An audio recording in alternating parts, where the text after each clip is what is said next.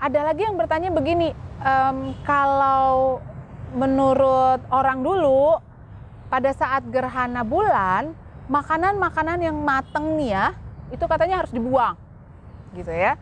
Harus dibuang, kemudian ibu hamil hanya boleh mandi setelah gerhana bulannya selesai.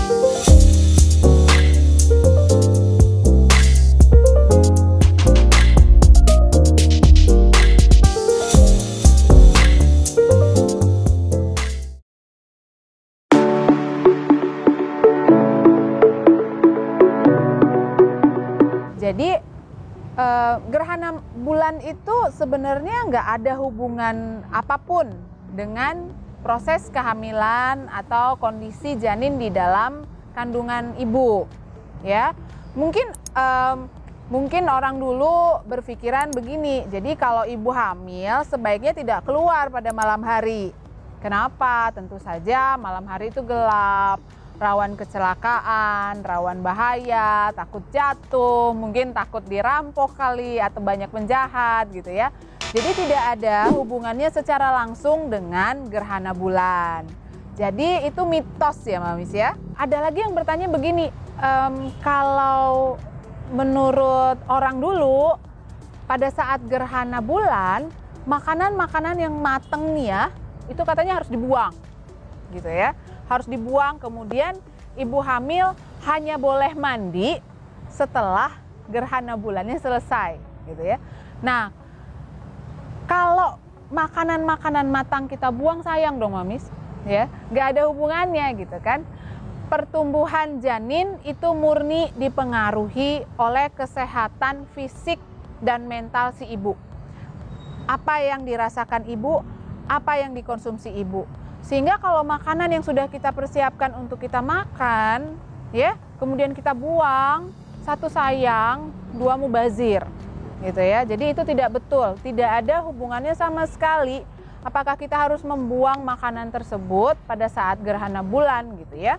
Dan mandi nih, kebayang kalau ibu hamil mandi setelah gerhana bulan, ya.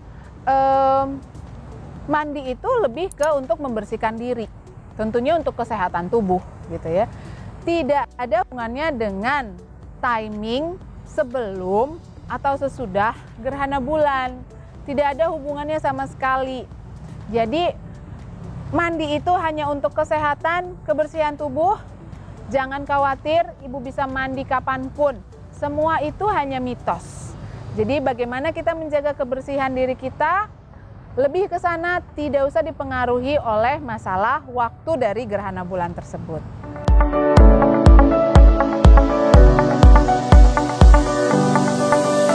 Sebenarnya sih tidak ada larangan untuk hal tersebut. Sama seperti hal-hal atau orang-orang kebanyakan pada umumnya ya, kita bisa menggunakan benda-benda tajam untuk keperluan yang tentunya ya ada gunanya gitu ya. Bukan untuk bermain-main. Saya pikir nggak harus ibu hamil, semua juga harus berhati-hati dalam menggunakan benda tajam. Tapi dengan menggunakan benda tajam terus akan ada efek atau dampak terhadap kehamilan maupun bayi yang dikandung, itu sama sekali mitos. Jadi intinya adalah bagaimana cara menggunakan benda-benda tajam tersebut dengan tepat, dan tentunya kita harus tetap hati-hati supaya tidak melukai diri sendiri.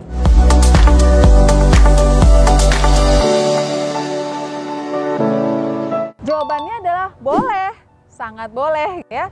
Jadi tidak ada larangan atau pantangan untuk konsumsi nanas. Ada lagi pertanyaan, kalau duren dok, duren juga tidak dilarang gitu ya.